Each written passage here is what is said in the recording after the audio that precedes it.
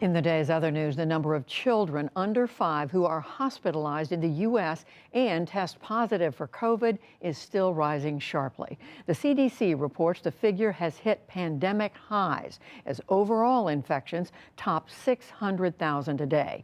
President Biden offered an optimistic assessment today after former advisors urged new strategies for, quote, the new normal. Having COVID in the environment here and in the world is probably here to stay. But COVID, as we're dealing with it now, is not here to stay. The new normal doesn't have to be. We have so many more tools we're developing and continuing to develop that can contain COVID and other strains of COVID.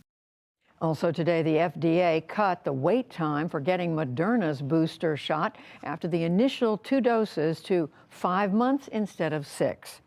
U.S. unemployment rate is now at its lowest since the pandemic began. The Labor Department today reported the rate dipped to 3.9% in December. That was down from 4.2% in November and far below the pandemic peak of nearly 15%. At the same time, employers reported a net gain of 199,000 jobs. That's well short of expectations. 3 white men convicted of chasing and murdering Ahmaud Arbery in Georgia were sentenced today to life in prison. Father and son Greg and Travis McMichael, who initiated the chase, got life without parole. William Roddy Bryan took video of the confrontation. He will have a chance at parole. In court, Arbery's mother said they killed her son for being black and jogging in their neighborhood.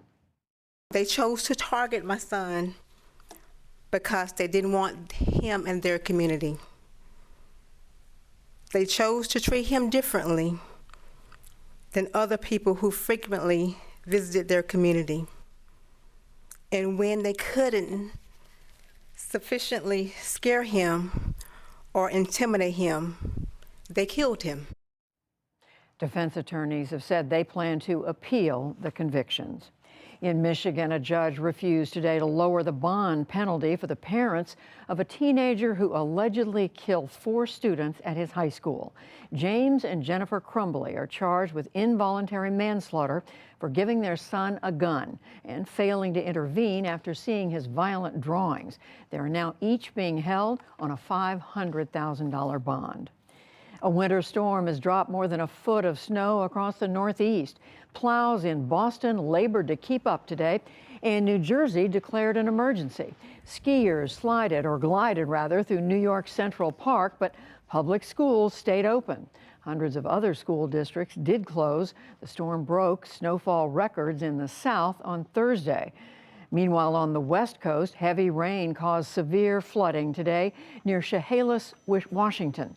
The water closed a 20-mile stretch of Interstate 5. And President Biden got a first-hand look today at wildfire damage near Denver and Boulder, Colorado. He met with people affected by last week's fire that destroyed nearly 1,100 buildings, most of them homes. Some 35,000 people were forced to flee.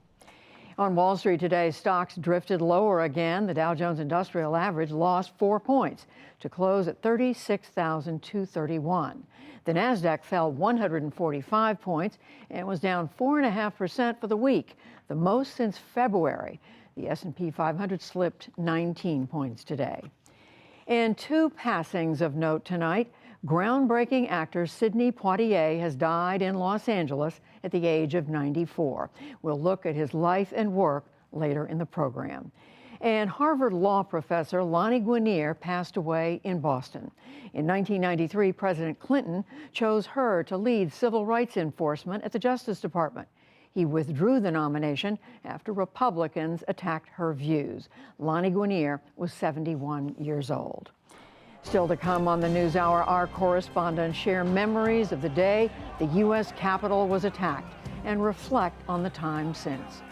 David Brooks and Jonathan Capehart on vaccine mandates and the messages of January 6th. How the late Sidney Poitier paved the way for other black actors, and much more. This is the PBS NewsHour from WETA Studios in Washington and in the West from the Walter Cronkite School of Journalism at Arizona State University.